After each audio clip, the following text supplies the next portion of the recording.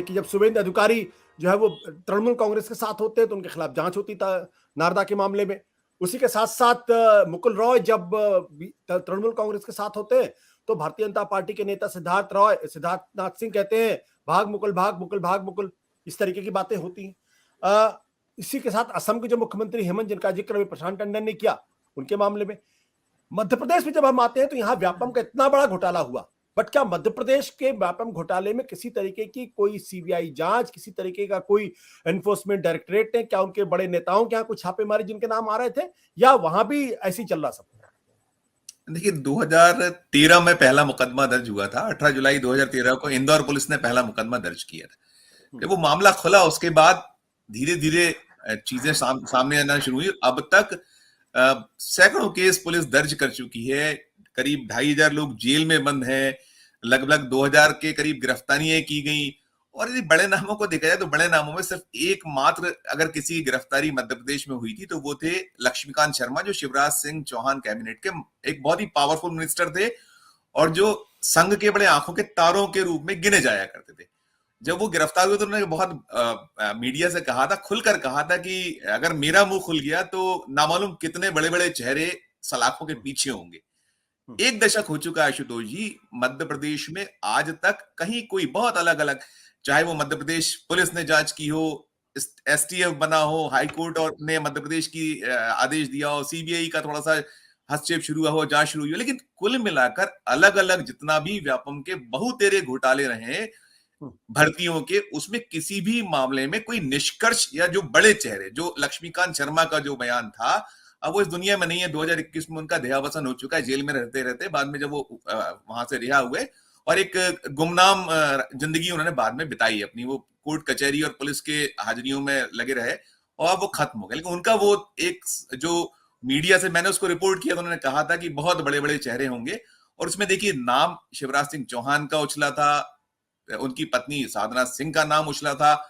फिर जब ये सब कुछ हुआ, बाद में कुछ ही समय बाद नाम उछला, सुदर्शन जी का नाम उछला। वो समय जो संघ के पूर्व संघ संचालक थे सुरेश सोनी का नाम आया, सोनी जी का नाम रहा।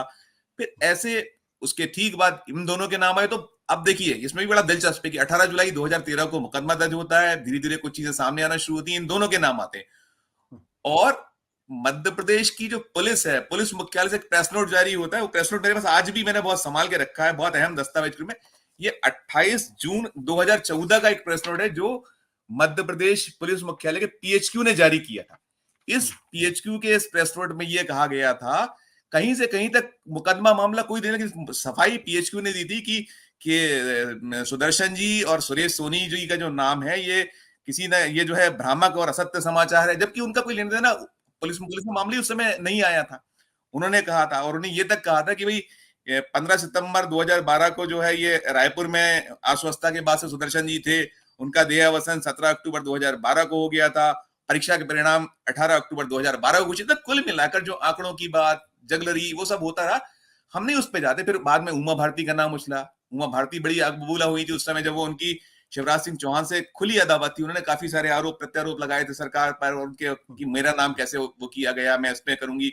फिर प्रभात झा जो बीजेपी के प्रदेश अध्यक्ष थे, उनका नाम आया, सब कुछ आया। दिग्विजय सिंह ने तो एक बाकायदा हलफनामा पेश किया था कोर्ट में, जिसमें उन्होंने हलफनामे में कहा था कि 48 जगहों पर शिवराज सिंह चौहान का नाम हटाया गया, मंत्रियों के नाम जोड़े गए, राजभवन का नाम जोड़ा गया और भी लोगों के नाम जोड़े गए। ये सारी चीजें हुई। उनके हलफनामे के बाद कांग्रेस ने बहुत सारी बातें की कि हम जब सत्ता में आएंगे तो तमाम करेंगे। मौका मिला, 2018 में सरकार बनी, लेकिन सरकार बनने के बाद 15 महीने कमलनाथ रहे, पूरी की पूरी कांग्रेस, लेकिन किसी ने उस चीज को नहीं किया। कुल मिलाकर जो एजेंसीज की बात है, एजेंसीज भी अब तक जितना भी कुछ है, अगर हम दशक भर की बात उठाएं तो लीपा पोती के सिवाय इस पूरे मामले में कहीं कुछ दिखलाई नहीं पड़ा है।